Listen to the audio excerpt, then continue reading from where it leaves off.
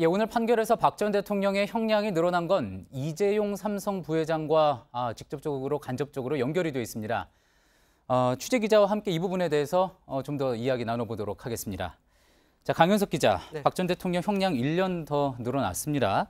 자, 이재용 부회장과 관련이 있다고 했는데 구체적으로 어떤 내용인지 한번 좀 짚어볼까요? 네, 일단 1심 결과부터 먼저 살펴보면 박 전 대통령 1심에서 인정됐던 뇌물수수 액수의 총액은 231억 원이었습니다. 예. 이 가운데 승마 지원 부분에 해서 말보험료 2억 4천만 원 정도가 오늘 무죄로 뒤바뀌었습니다. 예. 그리고 삼성이 동계스포츠 영재센터에 16억 원을 지원했던 혐의가 무죄에서 유죄로 바뀌었습니다.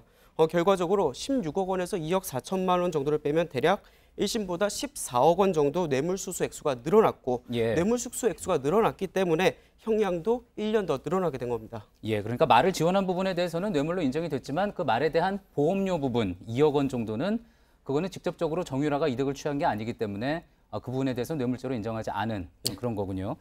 자, 영재센터를 지원한 돈이요 16억 원이라고 했습니다. 이 부분 1심에서는 박근혜 전 대통령 1심 재판에서는 인정이 안 됐었는데 이번에 뇌물로 인정이 된 거잖아요. 왜 그렇게 된 겁니까? 네, 역시 1심과 비교하면 1심에서는 이 부회장의 경영권 승계를 위한 그 명시적 그리고 묵시적 청탁이 없었다고 봤습니다. 예. 그런데 2심에서는 이를 뒤집었죠. 좀 구체적으로 살펴보겠습니다. 지난 2015년 7월 17일 삼성물산과 제일모직 합병안이 주주총회를 통과를 하게 되는데 재판부는 주주였던 국민연금공단이 합병에 찬성표를 던지도록 박 전 대통령이 지시 또는 승인을 했다고 판단을 했습니다. 예. 이후 합병이 이루어지고 나서인 7월 25일 이 두 사람이 독대를 하게 되죠. 근데 이 자리에선 당연히 박 전 대통령이 삼성 승계 현안을 알고 있었다 이렇게 또 판단을 했습니다. 그리고 이듬해 2월 결정됐던 동계스포츠 영재센터에 대한 16억 원 지원도 결과적으로는 삼성 승계 작업을 도와준 그 대가였다고 판단을 한 겁니다. 예. 자, 그러니까 영재센터를 지원하는 과정에서 이 부회장의 승계를 위한 묵시적인 청탁이 있었다. 이번에는 그렇게 본 거군요, 분명히. 자, 오늘 선고, 그 이 부회장 앞으로 이제 재판이 상고심이 남아 있는데 어떤 영향을 주게 될까요? 네, 앞서 리포트에서 보셨지만 오늘 판결에서는 이제 정유라를 위한 말 3마리 지원이 모두 뇌물로 판단이 됐고 또 영재센터 지원금 16억 원도 역시 뇌물로 뒤바뀌었습니다. 예. 게다가 승계 작업을 위해서 청와대가 직접 나섰다는 그런 새로운 판단까지 나왔죠. 당장 이 부회장이 2심에서 단 36억 원만이 뇌물로 인정이 됐었는데 이 뇌물 공여 액수가 86억 원까지 늘어날 수도 있는 상황입니다. 예.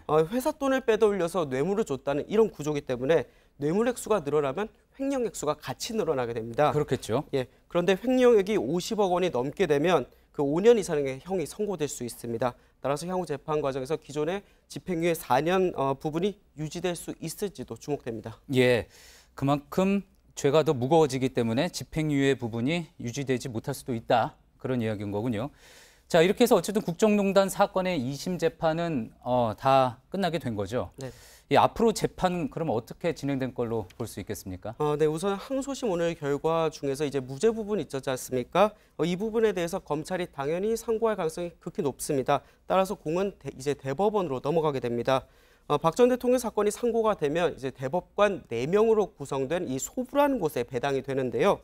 그런데 뇌물을 건넨 혐의를 받고 있는 이재용 부회장 사건이 이미 대법원에 가 있는 데다 예. 앞서 말씀드린 것처럼 이 건넸다는 뇌물에 인정되는 범위 역시 서로 엇갈리고 있는 만큼 대법관 전원이 참여하는 전원 합의체의 회부될 심리가 이루어질 가능성도 점쳐지고 있습니다. 예, 알겠습니다. 잘 들었습니다. 사회부 강현석 기자였습니다.